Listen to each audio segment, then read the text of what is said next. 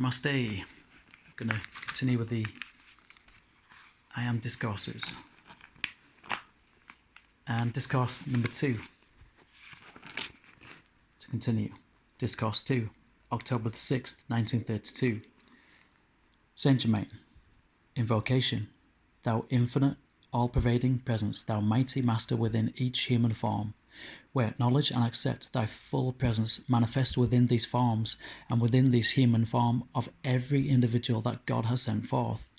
We give praise and thanks for that at last we have become aware of this mighty presence to whom we can turn and recognize the fullness of God's activity, the I am of all things. Greetings to you all. The Discourse. When Jesus said, I am the resurrection and the life, he gave forth one of the mightiest utterances that can well be expressed. When he said, I am, he did not refer to the outer expression, but he did refer to the mighty master presence, God within, because he repeatedly said, I of myself can do nothing. It is the Father within, the I am, that doeth the works. Again, Jesus said, I am the way, the life, and the truth, giving recognition to the one and only power, God in action within him. Again, he said, I am the light that lighteth every man that cometh into the world, perfecting every statement of vital importance with the words I am. Contemplating I am as anything and everything you wish to be is one of the mightiest means of loosing the inner God power, love, wisdom, and the truth, and setting it into action in the outer expression and experience.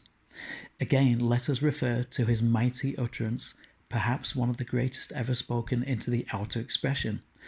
I am the open door which no man can shut. Do you not see how very vital this is when you come to review understandingly these mighty statements? When you recognize and accept fully I am as the mighty presence of God in you, in action, you will have taken one of the greatest steps to liberation. Now mark you in the utterance of the truth that I am the open door which no man can shut. If you can but realize it, you have the key that allows you to step through the veil of flesh, carrying with you all consciousness that you have generated or accumulated, which is imperfect, and there transmute it, or in other words, raise it into that perfection into which you have stepped. Too much stress cannot be laid upon the importance of contemplating as often as possible the I am as the mighty active presence of God in you, in your home, in your world, in your affairs. Every breath you breathe is God in action in you. Your ability to express or send forth thought and feeling is God acting in you.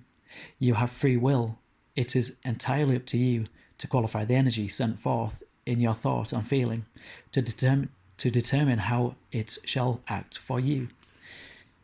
No one can say, how shall I know to qualify this energy? For everyone knows the difference between destructive and constructive thought, feeling, and action. The student in receiving instructions should constantly analyze the motive back of the question to detect if in that motive there is a feeling of intellectual pride, arrogance, or stubbornness in the outer mind and body.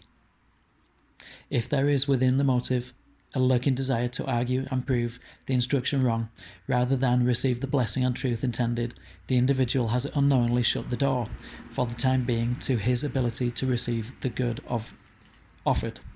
Again, may I remind the students, regardless of their personal opinions, as to what the truth shall be. I have proven through many centuries these condensed instructions now being given forth.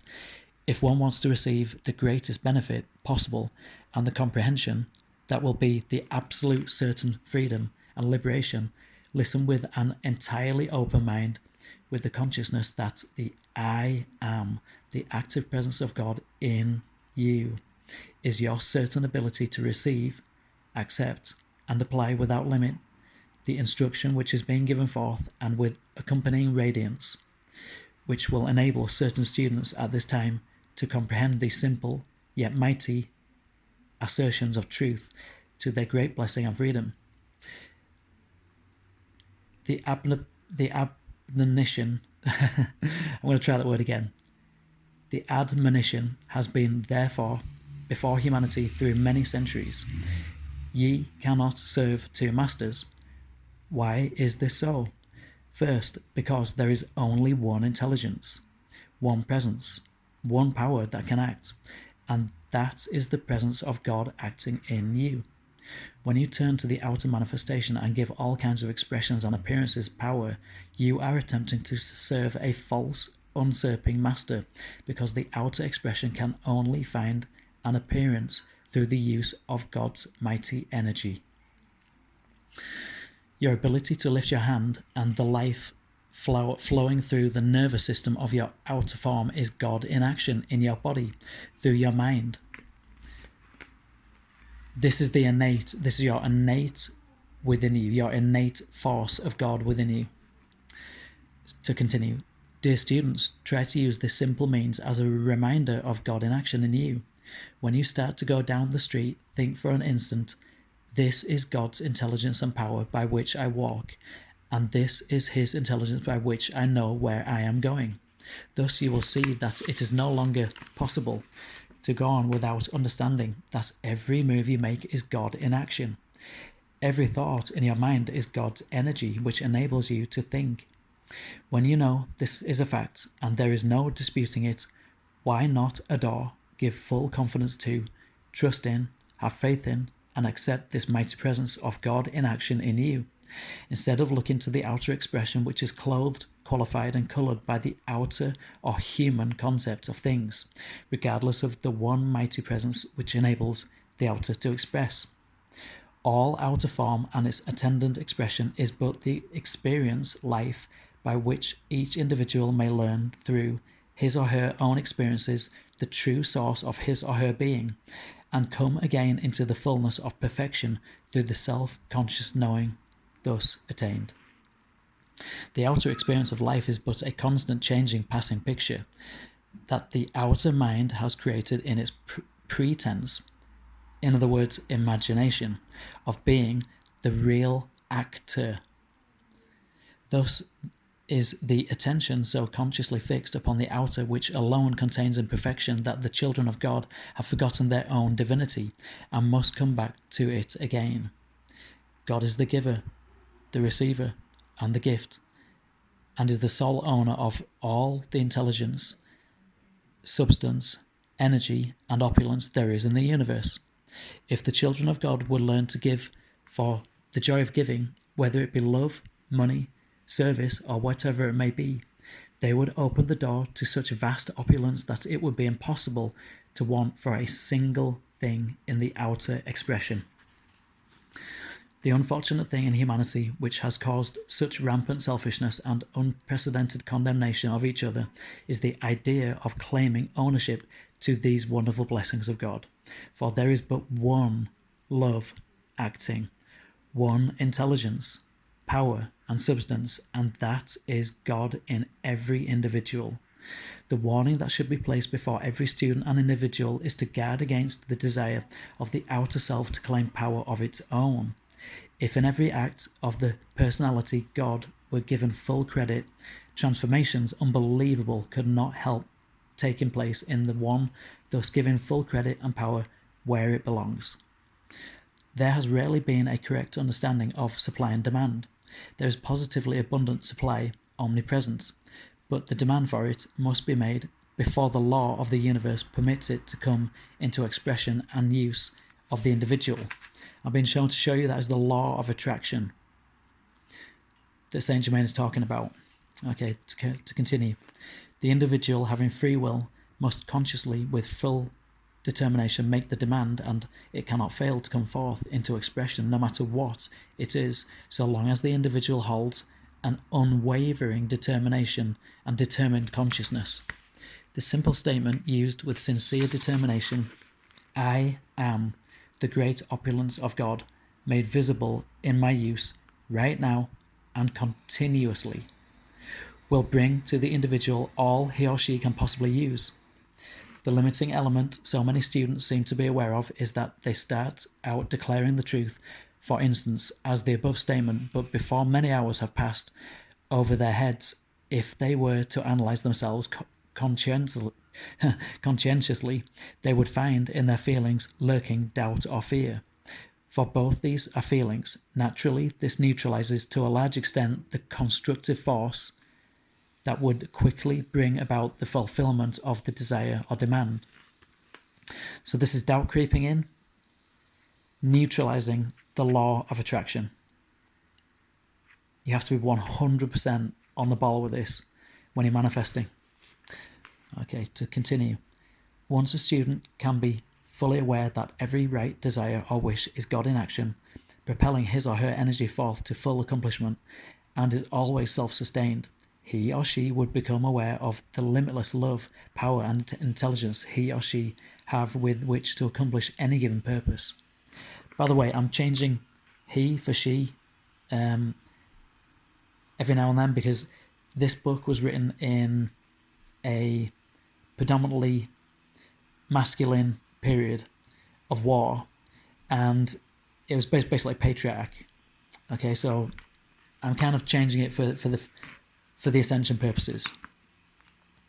With this simple understanding, the words failure would be completely wiped out from his or her world, and in a very short time from his consciousness, because he would see that he or she was wielding intelligence and power that could not fail.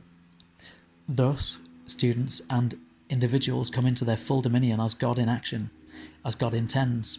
It was never intended by the great, all-wise, all-loving Father that any of his children should want for a single thing, but because they allow their attention to become fixed on the outer appearance, which is like the changing sands of the desert, they have knowingly or unknowingly cut themselves off to a large degree from the great opulence and intelligence.